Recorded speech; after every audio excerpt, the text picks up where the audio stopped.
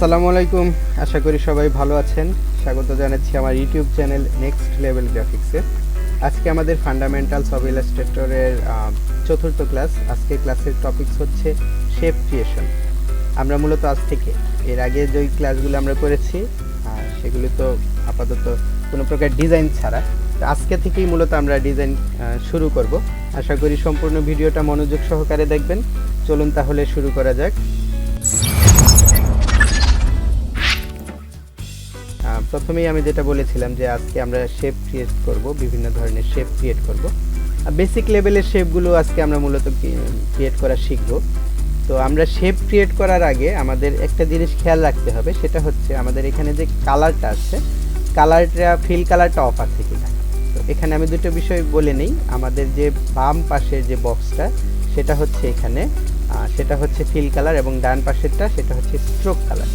ঠিক আছে, আমরা একটা শেপ নিয়ে আপাতত দেখাচ্ছি। এই যে ব্লু যে অংশটা আছে, ব্লুটা হচ্ছে ফিল, এবং এটার চারপাশে যে পাথ আছে, চারপাশে একটা পাথ থাকে। এই পাথের ভিতরের বাইরে দিয়ে যদি আমি সিলেক্ট করে নিই আগে, স্ট্রোকটা একটু আমি বাড়াই, তাহলে যে দেখেন কালো হয়ে যেটা আছে সেটা হচ্ছে স্ট্রোক, কারণ আমার এখানে স্ট্রোক কালারটা হচ্ছে ব্ল্যাক। সিলেক্ট করে যদি আমি স্ট্রোক কালারটা চেঞ্জ করি, তাহলে স্ট্রোক কালার যেটা নিব সেটাই হবে। আপাতত আমি স্ট্রোক নিয়ে কোনো কথা বলছি না, কারণ স্ট্রোক সম্পর্কিত আপনাদের সামনে একটা বিশাল ক্লাস আছে। স্ট্রোক একটা বিশাল ব্যাপার, এই স্ট্রোকের A to Z সেখানে থাকবে। স্ট্রোক কালারটা আমি আপাতত অফ করে দিব। যে কোনো কালার, ফিল কালার হোক, স্ট্রোক কালার হোক, অফ করতে হলে আমার সেটা সিলেক্ট করতে হবে। এই যে ওখানে ব্ল্যাঙ্ক একটা কালারের অপশন আছে, এবং সেটার উপর মাঝখানে যে একটা লাল দিয়ে দাগ আছে, তার মানে এটা অফ, স্ট্রোক কালার অফ। ঠিক আছে, আমি ইচ্ছা করলে এখান থেকে স্ট্রোক কালার অফ বা অন করতে পারি। এই যে এখানে যে অপশনটা আছে, আমি শেপটা সিলেক্ট করব। স্ট্রোক কালারটা এটার উপরে যেটা থাকে, উপরেরটা হচ্ছে ফিল, এবং নিচে যেটা থাকে সেটা হচ্ছে স্ট্রোক। আমি এটা সিলেক্ট করে যদি এখানে ক্লিক করি, তাহলে স্ট্রোক কালারটা অফ হয়ে যাবে। মাঝখানে ক্লিক করলে স্ট্রোক কালারটা গ্রেডিয়েন্ট আসবে, আর এটা আবার স্ট্রোক কালারটা একটা সলিড কালার আসবে। আর স্ট্রোক কালার যদি অফ করতে হয়, জাস্ট এটা ক্লিক করে আমি এখানে ক্লিক করব, স্ট্রোক কালার অফ হয়ে যাবে। ফিল কালারটা যদি অফ করতে হয়, এটা ক্লিক করে ফিল কালারে ক্লিক করে এই যে নান আছে যেটা, এখানে ক্লিক করব, ফিল কালারটা অফ হয়ে যাবে। আমার শেপটা থাকবে, বাট কোনো প্রকার যেহেতু কালার এখানে ইউজ করিনি, সুতরাং এটা ভিজিবল হবে না। ঠিক আছে, তো আমি আমার কাজের সুবিধার্থে ফিল কালারটাকে একটা কালার নিয়ে নিলাম, ব্লু কালার নিয়ে নিলাম। তো চলুন এখন আমরা মূলত শেপ তৈরি শিখব, কীভাবে শেপগুলো তৈরি করি। এই যে শেপ তৈরি করার জন্য আমাদের যে টুলবারটা আছে, টুলবারে দেখেন রেক্টেঙ্গেল টুল। সবার আগে এটা দিয়ে শুরু করি।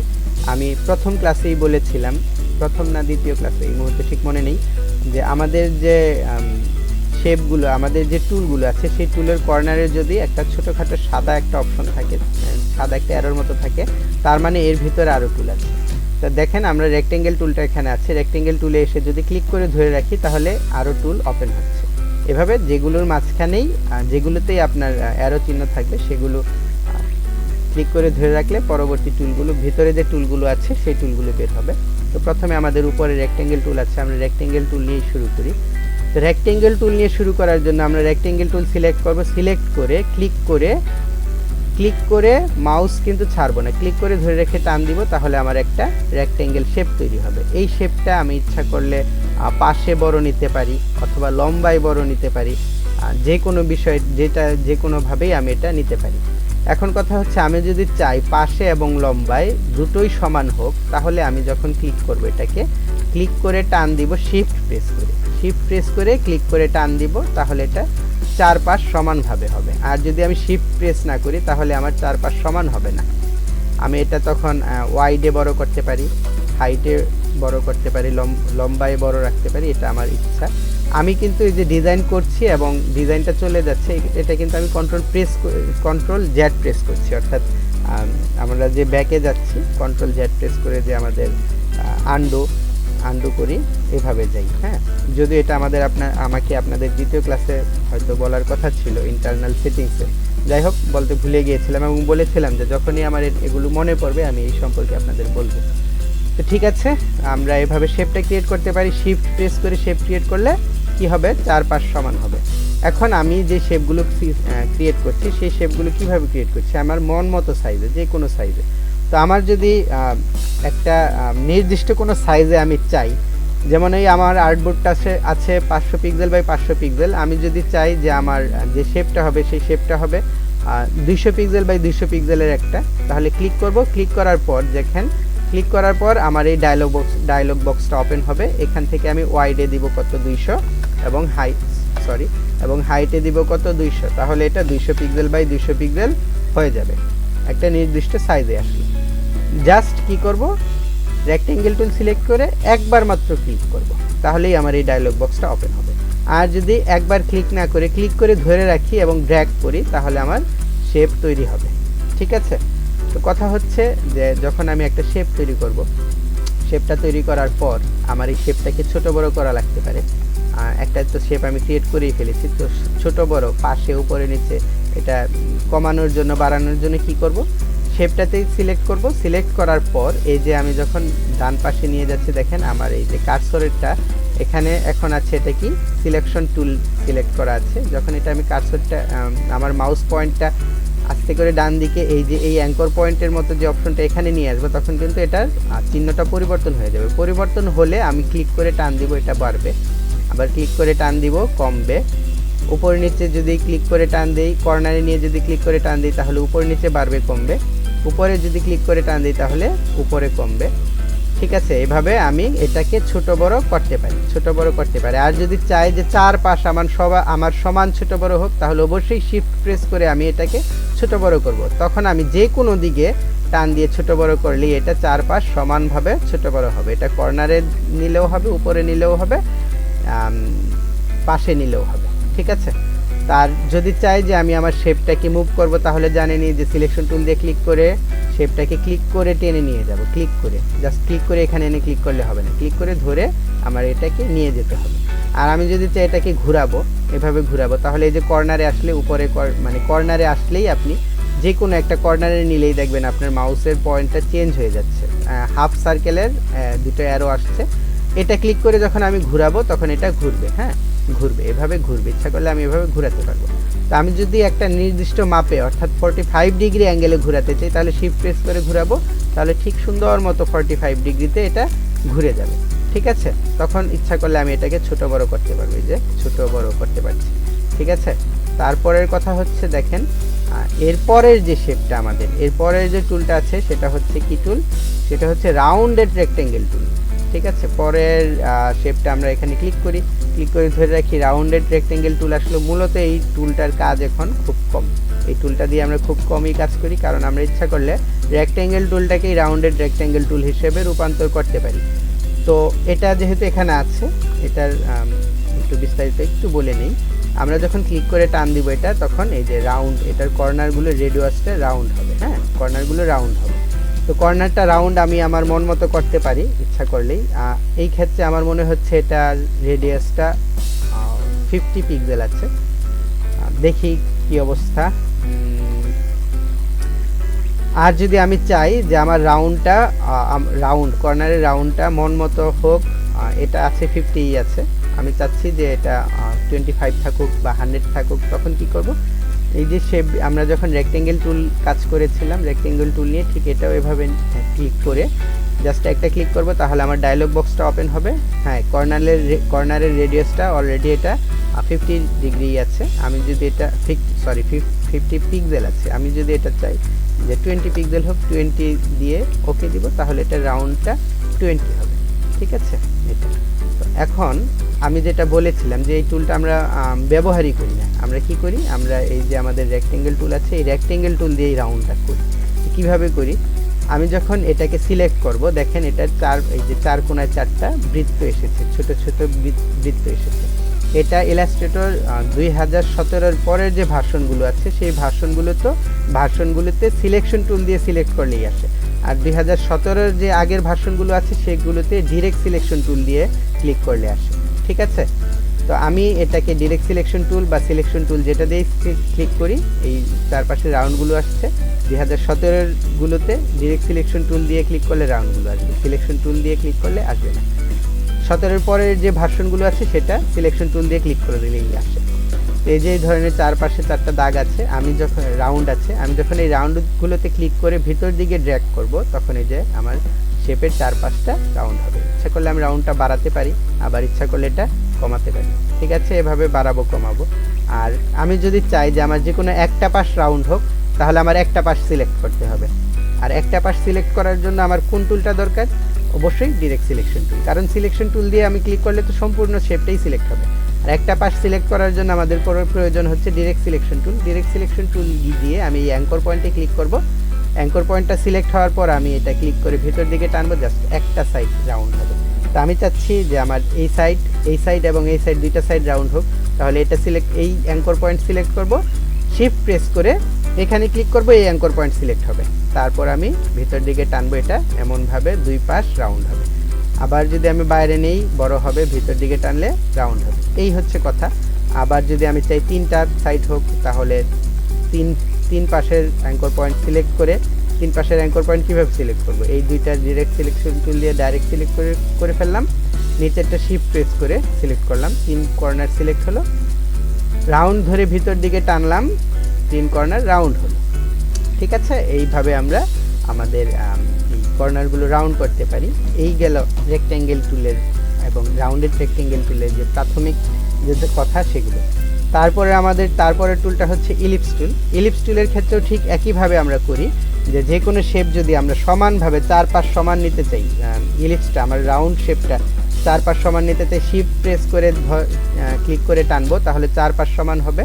আর যদি আমি যে কোনো একটা সাইড চাপা করতে চাই, তাহলে এভাবে করব, তাহলে একটা সাইড চাপা হবে। আমি যদি শিফট ছেড়ে দিই, তাহলে আমার শেপগুলো মানে একটা সাইড, যে কোনো সাইড চাপা হবে, লম্বা হবে। আর যদি 4 পাশ সমান চাই, তাহলে অবশ্যই আমি শিফট প্রেস করে করব, তাহলে আমার 4 পাশ সমান হবে।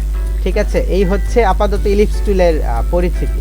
এরপরে আমরা ইলিপস টুলে বিভিন্ন ধরনের আরও ইফেক্ট প্রয়োগ করে এটা বিভিন্ন ধরনের ডিজাইন করে থাকি, সেগুলো আমি পরের ক্লাসে দেখাবো বলেছি আপনাদের। আরও সামনে যে ক্লাসগুলো আছে সেগুলিতে অবশ্যই আপনারা পাবেন ইলিপস টুলের বিষয়গুলো। তারপরে আসেন আমাদের পরবর্তী টুল, পলিগন টুল। পলিগন টুল হচ্ছে আমাদের শেপের 6 কোণার একটা টুল, যেটাকে আমরা হ্যাক্সাও বলে থাকি, হ্যাক্সা টুল বলে থাকি, হ্যাক্সা ডিজাইন বলে থাকি।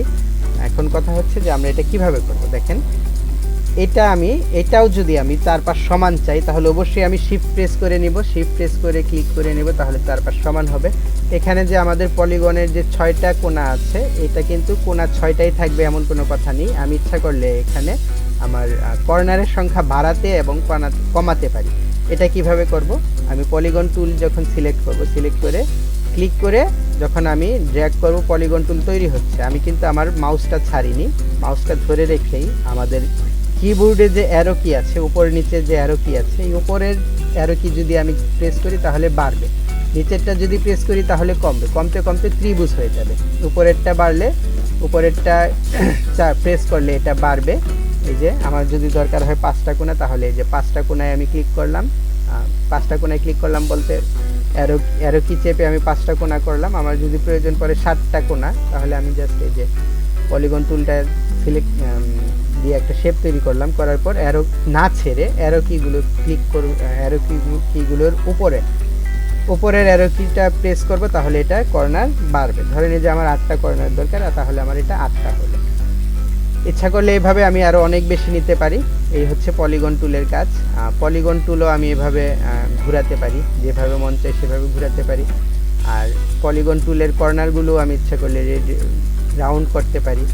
ঠিক আছে, তো তারপরে আমাদের তারপরের যে টুলটা আছে সেটা হচ্ছে স্টার টুল। স্টার টুল দিয়ে সাধারণভাবে আমরা স্টার বানাই। স্টার টুলটাও আমরা ইচ্ছা করলে 4 পাশ যাতে সমান হয়, শিফট প্রেস করে টানবো, তাহলে 4 পাশ সমান হবে। স্টারের যে কোণাগুলো আছে, এটাও ইচ্ছা করলে বাড়াতে বা কমাতে পারি। আমি ওই যে আবার ঠিক যখন আমি একটা স্টার টুল নিয়ে একটা স্টার শেপ তৈরি করব, মাউসটা না ছেড়ে এটা যখন আমি উপরের দিকে আমার অ্যারো কির উপরের যে অ্যারোটা আছে এটাতে প্রেস করব, তখন স্টারের কর্নারের সংখ্যা বাড়বে, এই যেভাবে বাড়বে। আর যদি নিচেরটাতে ক্লিক করি তাহলে কমবে, কমতে কমতে ত্রিভুজ হয়ে যাবে। তো এর জন্যই কিন্তু আমরা ত্রিভুজ এগুলো দিয়ে ত্রিভুজ বানাই দেখি, কিন্তু আমাদের এখানে শেপ তৈরি করার যে টুলগুলো আছে সেখানে কিন্তু ত্রিভুজ বানানোর কোনো, ট্রায়াঙ্গেল বানানোর কোনো টুল নেই। ঠিক আছে, আপনারা যদি এই যে প্রথম ক্লাসে আমি বলেছিলাম, আবারও বলি, যে যদি কোনো ধরনের গ্রাফিক্স রিলেটেড এক্সাম দিতে যান তখন আপনাদের এখানে এই একটা কমন প্রশ্ন এটা থাকে যে কোন টুল দিয়ে আমরা ট্রায়াঙ্গেল বানাই। তো উত্তর হচ্ছে আমরা পলিগন টুল দিয়েও ট্রায়াঙ্গেল বানাতে পারি, স্টার টুল দিয়েও ট্রায়াঙ্গেল বানাতে পারি, ট্রায়াঙ্গেলের জন্য কোনো টুল নেই। এই ধরনের প্রশ্নও থাকে যে কোন নিচের কোন শেপটা বানানোর জন্য কোনো টুল নেই, রেক্টেঙ্গেল, স্টার, না পলিগন, না ট্রায়াঙ্গেল। তো উত্তর হচ্ছে ট্রায়াঙ্গেল। ঠিক আছে, আমরা এভাবে ট্রায়াঙ্গেল বানাতে পারি। তো ট্রায়াঙ্গেল বানালেও আমরা স্টার টুল দিয়ে ট্রায়াঙ্গেল বানালেও এটাও আমাদের আমরা ইচ্ছা করলে এটার যে কর্নারগুলো আছে এই কর্নারগুলো রাউন্ড করতে পারি, সাধারণ ব্যাপার যেটা প্রথমে বলেছি। আর তারপরে এটাকেও আমরা এভাবে মুভ করতে পারি, ঘোরাতে পারি, যে কোনো দিকে ঘোরাতে পারি। আর তারপর আমাদের এই শেপ বানানোর জন্য এখানে যে টুলগুলো আছে, সর্বশেষ যে টুলটা আছে সেটা হচ্ছে প্লেয়ার টুল। এটা আসলে একটা বিশাল ব্যাপার, এটা নিয়ে আমরা ভবিষ্যতে আরও আলোচনা করব। জাস্ট প্রথম দিকে যতটুকু বলি যে আমি যদি এখানে একটা ক্লিক করি, জাস্ট একটা ক্লিক, তাহলে আমার এটা ডায়ামিটারটা কত নিব সেটা আসবে।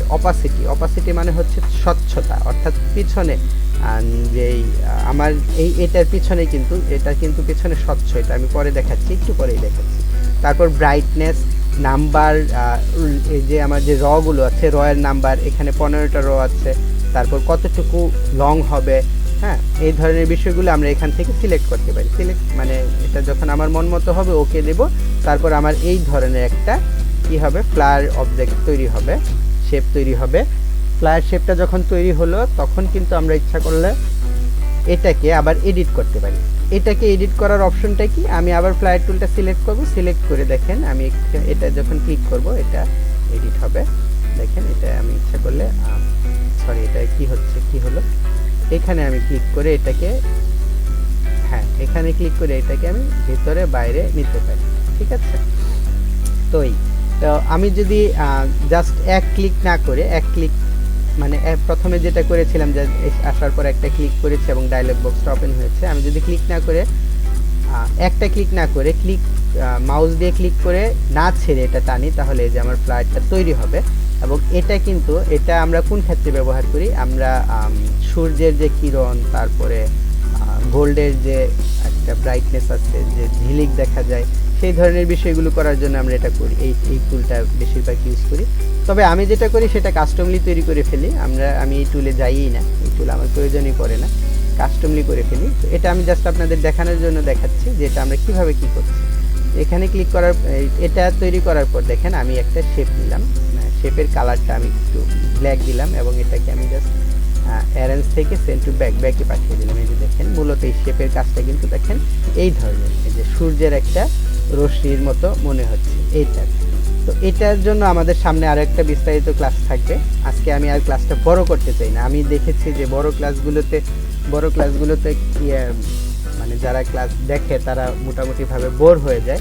তো ক্লাসটা আজকে এই পর্যন্তই রাখছি, আশা করি ভালো লেগেছে আপনাদের। পরবর্তী ক্লাসে আমি আপনাদেরকে এই শেপ দিয়েই বিভিন্ন ডিজাইন কিভাবে তৈরি করা হয় সেগুলো দেখাবো। তো সে পর্যন্ত ভালো থাকবেন, আল্লাহ হাফেজ। ভিডিওটা অবশ্যই ভালো লাগলে লাইক কমেন্ট করবেন, শেয়ার করবেন আপনাদের বন্ধুদের সাথে যারা গ্রাফিক্স শিখতে চায়।